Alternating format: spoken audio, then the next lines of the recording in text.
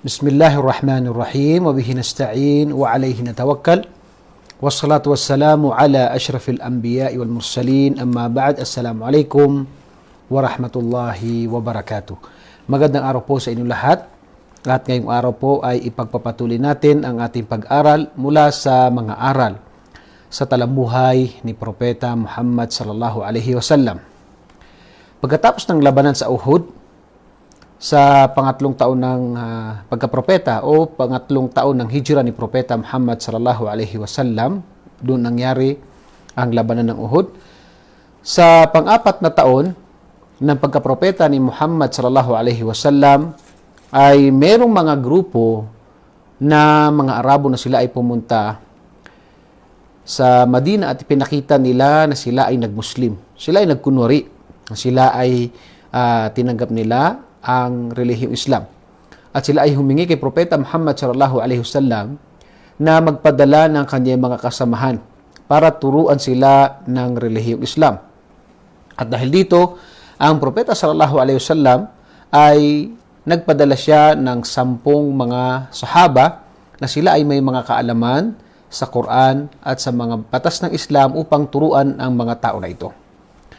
At nung sila ay dumating sa isang lugar na Ar-Raji', yung lugar na ito, Ar-Raji', ay sila ay tinraidor ng mga tao na ito at pinatay nila ang mga kasamahan ni Propeta sallallahu alaihi wasallam.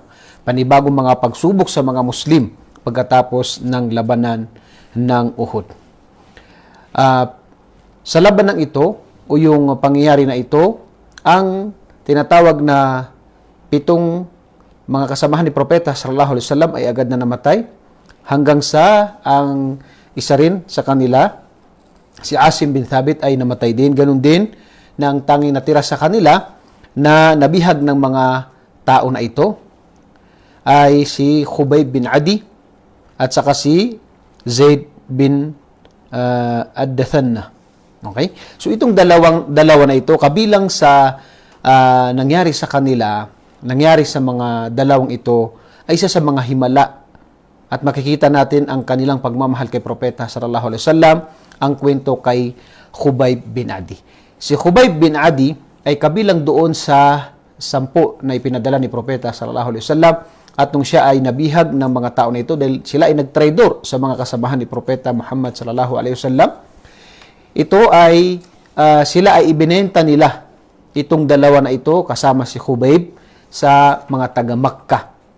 At kabilang sa nangyari ng mga himala kay Khubayb bin Adi ay kapag dumarating ang mga tao na ito sa kanya, ay mga hindi mananampalataya, ay nakikita nila ang mga pagkain na wala namang nagbibigay sa kanya ng pagkain.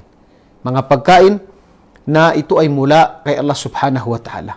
Hindi nila binibigyan ng pagkain, pero naaabutan nila na mayroong pagkain doon sa lugar na kung saan nanatili, nakakulong si Khubayb bin Adi. Yan ay kabilang sa mga himala na binibigay ni Allah subhanahu wa ta'ala sa sinuman na kanyang mga nilikha na may takot kay Allah subhanahu wa ta'ala bilang karangalan sa kanya, pagmamahal, lugod sa kanya ni Allah subhanahu wa ta'ala. Kaya kabilang sa aral na mapupulot natin dito, ang isang tao kapag siya ay naging tunay kay Allah, kapag siya ay tunay ang kanyang pagsamba, pagmamahal kay Allah, ay sa panahon na siya ay nasa kagipitan, ay tutulungan siya ni Allah subhanahu wa ta'ala. Kabilang din sa mga nangyari sa kanya nung siya ay ikinulong, ay humingi siya ng pang-ahit. At nung ibinigay nung isang babae, itong doon sa bahay na yon, dahil humingi siya ng pang-ahit, ay inutusan ng babae ang kanyang anak na ibigay kay Khubayb bin Adi itong pang-ahit na ito. At nung ibinigay ng bata, na-realize, doon naalala nung babae na sabi niya ay baka mapahamak ang anak ko. Dahil itong tao na ito ay wala siyang kumbaga pupuntahan kundi kamatayan. Dahil siya ay nasa tinatawag na hawak na ng mga Quraysh. At sila, syempre, sa panahon na ito ay gumaganti ang mga taga Makkah, mga Quraysh na hindi mananampalataya. So dahil dito ay nakita ni Khubayb ang babae na ito na natakot siya at sinabi niya na tunay na hindi ko magagawa ang iniisip mo. Dahil yan ay hindi ipinag-utos, kumbaga, sa Islam, ang pagpatay ng sanggol o kaya ay yung tinatawag na bata, na wala namang kalaban-laban. So dahil dito ay hinayaan yung bata at wala siyang hindi niya hinawakan, ginalaw ang bata na yon. At kabilang ito sa mga ginawa ni Khubayb bin Adi. Ganun din siya ay nagsagawa ng sala na 2 rak'ah. Pagkatapos nito ay pinaiksi niya ang kanyang sala. At sinabi niya sa mga pinuno ng mga Quraysh na kung hindi lang iniisip nyo na ako ay natatakot sa kamatayan, ay pahahabain ko ang aking sala. Pero dahil sa ayaw kong isipin nyo na pinapahaba ko ang sala dahil ako ay natatakot sa kamatayan, kaya pinaiksi ko ang aking sala. At dinala nila si Khubayb bin Adi sa Tan'im.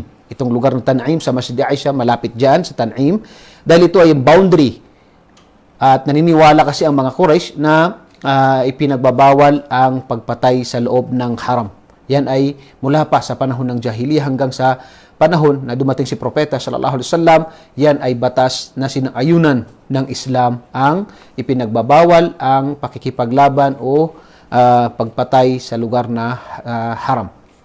At dahil dito kabilang sa sinabi o nangyari sa kanya, nung sinabi sa kanya ni Abu Sufyan kay Khubayb bin Adi, na kanyang sinabi na, O Khubayb, ikaw ba ay masisiyahan kung ang kayo ngayon ay magpapalit ng kalagayan kay Muhammad sallallahu alaihi wasallam? Siya ngayon ay papalit sa iyong kalagayan dahil kanilang tinatawag na itinali si Khubayb bin Adi. At pagkatapos tinanong siya ni Abu Sufyan na ikaw ba ay masisiyahan kung ang posisyon mo ngayon ay kapalit mo ay si Muhammad sallallahu alaihi wasallam?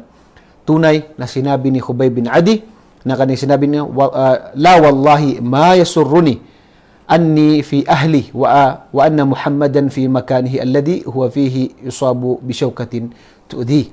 Wallahi, sabi niya, ako sumusumpa kay Allah na tunay na hindi ko ikalulugod, hindi ako masisihan kung ako'y nasa aking pamilya at si Muhammad sallallahu alaihi wasallam ay nasa aking kalagayan ngayon na pinaparusahan. Kahit isang tinatawag na tinik lamang na dumadapo sa kanya ay hindi ko yan ikinalulugod. Bagkus mas gusto niya na siya ang tinatawag na pinapahirapan.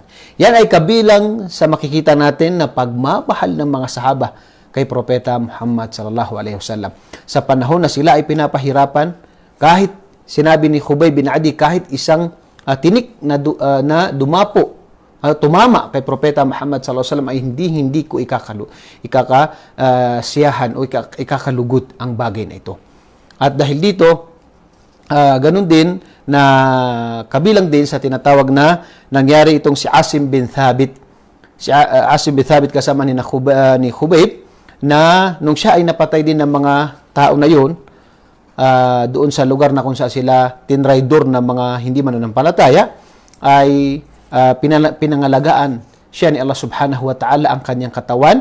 At dahil dito, hindi siya nahanap ng mga tinatawag na mga hindi mananampalataya yung katawan niya, dahil ito ay pinangalagaan ni Allah subhanahu wa ta'ala. Kabilang sa mapulot natin na aral dito ay ang pagiging matatag natin sa ating pananampalataya sa anumang dumating sa atin na mga pagsubok. At tunay na sino man na maging matatag sa kanyang pananampalataya ay gantimpala mula kay Allah subhanahu wa ta'ala na ito ang kanyang paraiso, at mararamdaman niya ng tao ang kanyang ang sarap ng pananampalataya kapag ang isang tao ay sinisikap niya sa kanyang makakaya na maging matatag siya sa kanyang pananampalataya. Kabilang din sa nangyari pagkatapos ng labanan sa Uhud sa pang-4 na taon na pagkapropeta ni Muhammad sallallahu alaihi wasallam ay ang nangyaring labanan o nangyaring pagtraidor din sa mga kasamahan ni Propeta sallallahu alaihi wasallam sa Bi'r Mauna. Sa Bi'r Mauna. Isa sa mga hindi mananampalataya dumating sa Madina na si Abul Barra Amir bin Malik.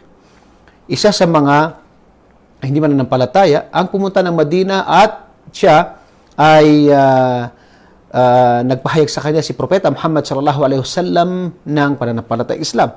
Hindi siya nag-Muslim sa oras na yon, pero nagpakita siya ng kagaan ng loob sa mga Muslim. At dahil dito, humingi siya kay Propeta sallallahu alaihi wasallam na kung gusto mo ay magpadala ka ng mga kasamahan mo sa lugar na Najd para sila ay magparating ng pananampalatayang Islam sa lugar na ito, sa lugar na Najd. Natakot si Propeta sallallahu alaihi wasallam, ngunit nangako itong si Abul Bara Amir bin Malik na siya ay pangangalagaan niya ang mga kasamahan ni Propeta sallallahu alaihi wasallam. At dahil dito, nagpadala si Propeta sallallahu alaihi wasallam ng 70 kanyang mga kasamahan. 70 kanyang mga kasamahan. At nung sila ay dumating sa Bi'er Mauna, sila ay nagparating ng mensahe ng Islam na ito ang pagsamba sa nag-iisang tagapaglika. At isa sa mga sahaba ni Propeta sallallahu alaihi wasallam ang kanyang inutusan na magbigay ng kanyang sulat na mensahe kay Amir bin At-Tufail. Amir bin At-Tufail na isa sa mga musyrikin, isa sa mga hindi mananampalataya, ngunit nung nakuha niya ang sulat na ito ay itinapon niya. At pagkatapos ay inutusan niya ang isa sa mga kasamahan niya at pinatay niya ang isa sa mga kasamahan ni Propeta Muhammad sallallahu alaihi wasallam, hanggang sa dito nagkaroon ng pagtredor sa kanila dahil binaliwala nila ang pangangalaga, yung tinatawag na pangangalaga sa kanila ni Abul Bara Amir bin Malik. Hindi binigyan ng tinatawag ng halaga itong si Amir bin Tufail, yung tinatawag na pangangalaga sa kanila ni Abul Bara. Kaya dahil dito ay nagtipon-tipon itong mga hindi mananampalataya at pinatay nila, tinraidor nila ang mga kasamahan ni Propeta Muhammad sallallahu alaihi wasallam. At kabilang ito sa mga pagsubok na nangyari sa mga kasamahan ni Propeta sallallahu alaihi wasallam, ganun din kay Propeta Muhammad sallallahu alaihi wasallam.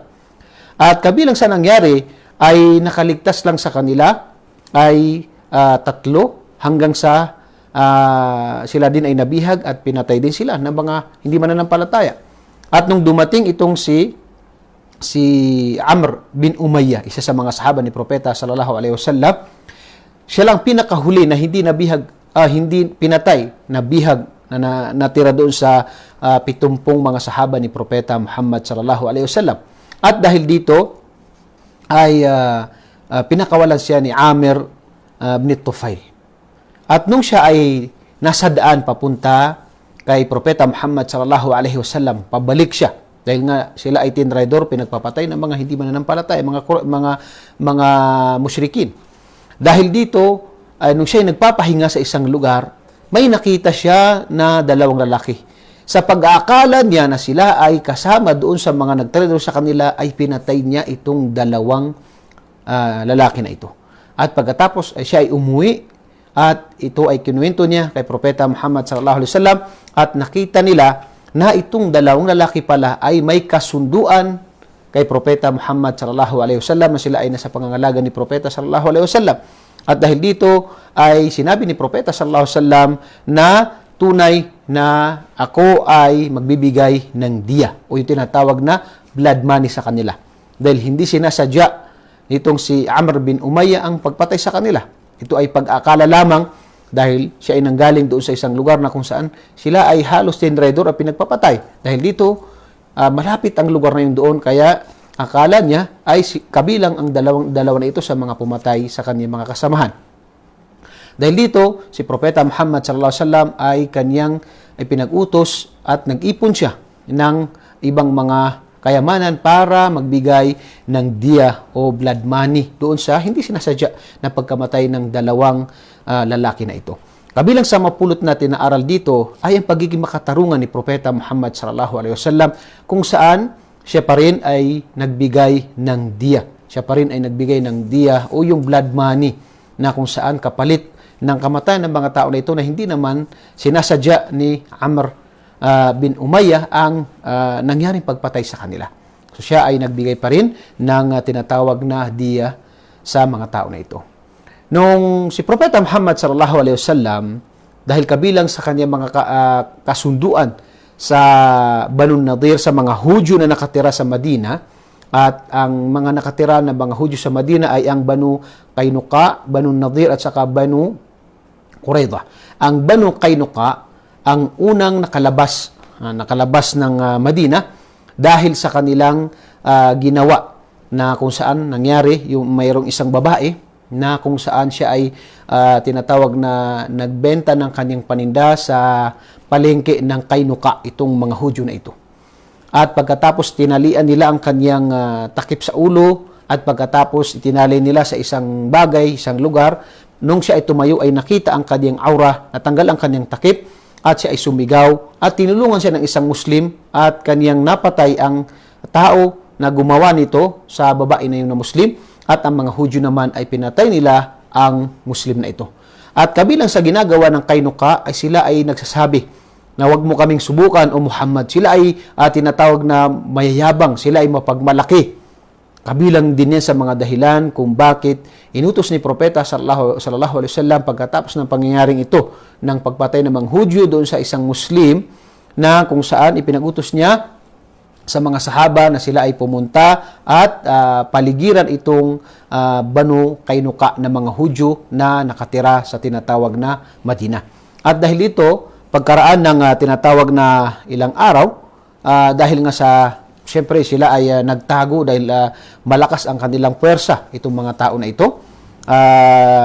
Pagkatapos ay hiningi sa kanila ni itong isa sa mga hiningi ng isa sa mga munafikin, si Abdullah bin Ubay na siya ay hiningi niya kay Propeta sallallahu alaihi wasallam na sila ay paalisin lamang sa Madina. Kaya pinaalis sila ni Propeta sallallahu alaihi wasallam sa Madina pagkatapos ng kanilang tinatawag na kanilang pag-ikot doon sa tinatawag na lugar ng Kainuka, Banu Kainuka. Noong napalibutan na sila ay dahil nagkaroon sila ng takot sa mga Muslim, lalong-lalo na kay Propeta Muhammad sallallahu alaihi wasallam. At dahil dito, inutusan sila ni Propeta sallallahu alaihi wasallam na sila ay lumabas sa tinatawag na Madina, at hindi na sila pwedeng bumalik dito, at hindi pwede na sila ay pangalagaan ng isa sa mga taga-Madina. Yan ang nangyari sa unang mga pamilya ng mga Hudyo na nasa Madina, dahil sa kanilang pagmamalaki, ginawang pagpatay doon sa Muslim na ito, pagpapahiya doon sa babae na ito, ay sila ay pinalabas ni Propeta sallallahu alaihi wasallam sa Madina.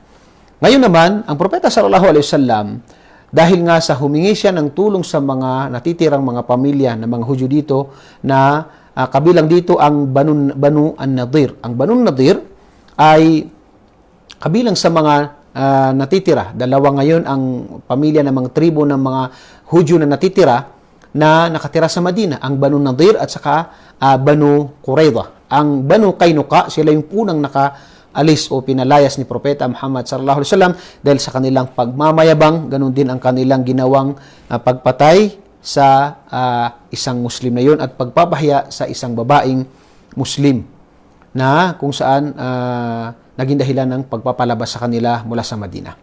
Ang Propeta sallallahu alaihi wasallam ay pumunta sa lugar ng Banu Nadir para humingi ng tulong sa kanila para doon sa ibibigay niya na diya, o yung blood money, o yung tinatawag na diya, doon sa tinatawag na napatay ni Amr, dahil sa hindi sinasadya na kanyang pagpatay.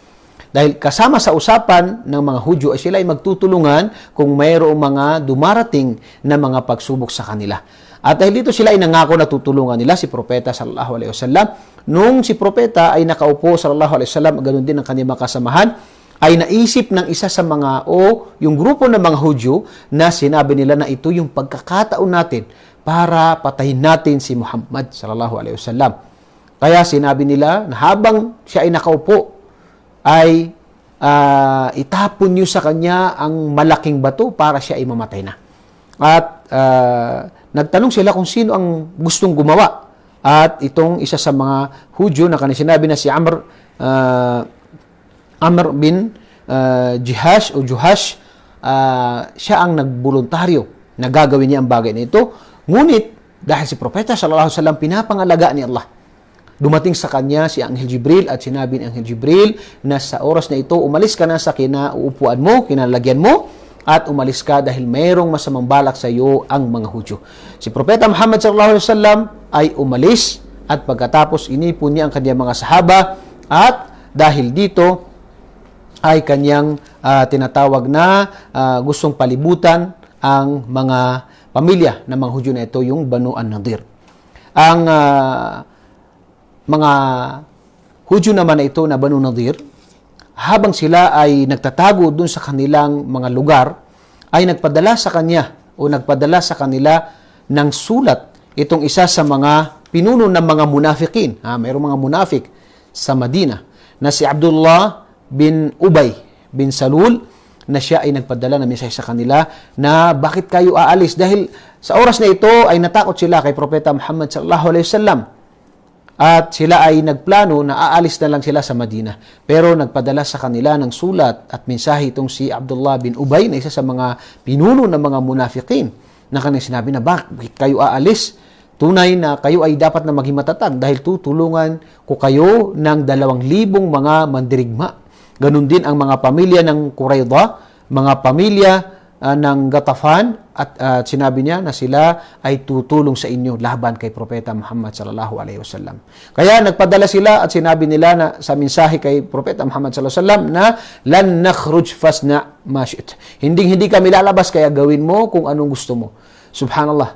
At dahil dito nangyari sa kanila, pagkatapos ng 6 na araw ay natakot ang mga Hudyo na ito dahil nalaman nila na walang sumuporta sa kanila doon sa mga pangako sa kanila ni Abdullah bin Ubay.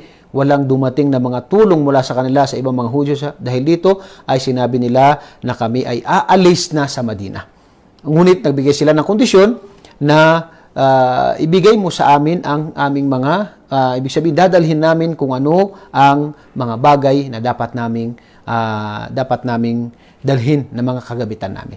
Ngunit sila pinigilan ni Propeta sallallahu alaihi wasallam na dalhin nyo ang anumang gusto nyo maliban lamang sa mga kagamitan sa pakikipagdigma. Ipinaiwan sa kanila ni Propeta sallallahu alaihi wasallam ang bagay na ito, at sila ay lumabas na wala silang dala na mga gamit, panggera. Yun ay naiwan nila. At kabilang ito sa dahilan na kung saan sila ay pinarusahan ni Propeta Muhammad sallallahu alaihi wasallam dahil sa kanilang balak na masama kay Propeta sallallahu alaihi wasallam, na ito ang tinatawag na gusto nila na pagpatay kay Propeta Muhammad sallallahu alaihi wasallam. Kabilang sa mapupulot natin na aral dito ay ang pangangalaga ni Allah subhanahu wa ta'ala sa kanyang propeta na si Propeta Muhammad sallallahu alaihi wasallam. Kabilang ito sa kanyang mga himala na kung saan hindi na ito malalaman maliban na sinabi sa kanya ni Anghel Jibril. At dahil dito, siya ay pinapangalagaan ni Allah subhanahu wa ta'ala. Ganun din, ang tinatawag na kasunduan sa pagitan nila ni Propeta Muhammad sallallahu alaihi wasallam ng mga Hudyo ay patuloy na naging maayos ang pakikitungo sa kanila ni Propeta sallallahu alaihi wasallam. Ngunit sila ay gumawa ng mga bagay na ito ay labag sa kasunduan sa pagitan ng mga Muslim sa Madina at pagitan ng mga Hudyo. Kaya ito yung dahilan na sila ay napalabas sa Madina. Hindi dahilan na kagustuhan lamang ni Propeta Muhammad sallallahu alaihi wasallam dahil makatarungan si Propeta Muhammad sallallahu alaihi wasallam, ngunit dahil sa kanilang pagmamalaki, dahil sa kanilang pagtraidor, dahil sa kanilang tinatawag na pagmamayabang, balak na masama kay Propeta sallallahu alaihi wasallam, ay naging dahilan na sila ay pinalayas ni Propeta Muhammad sallallahu alaihi wasallam mula sa Madina. At ang sunod na nangyari dito ay ang labanan sa Ahzab, yung Ghazwatul Ahzab, yung labanan sa Ahzab, at inshallah ito ay tinatawag na kukunin natin sa sunod na ating pag-aaral.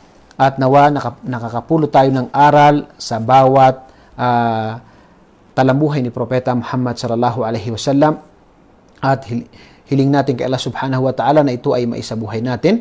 At hanggang sa muli, ako po ay bumabati sa inyo ng Assalamualaikum. Sa lahat po muli ng bumati sa inyo ng Assalamualaikum. Wa alaikumussalam wa rahmatullahi wa barakatuh.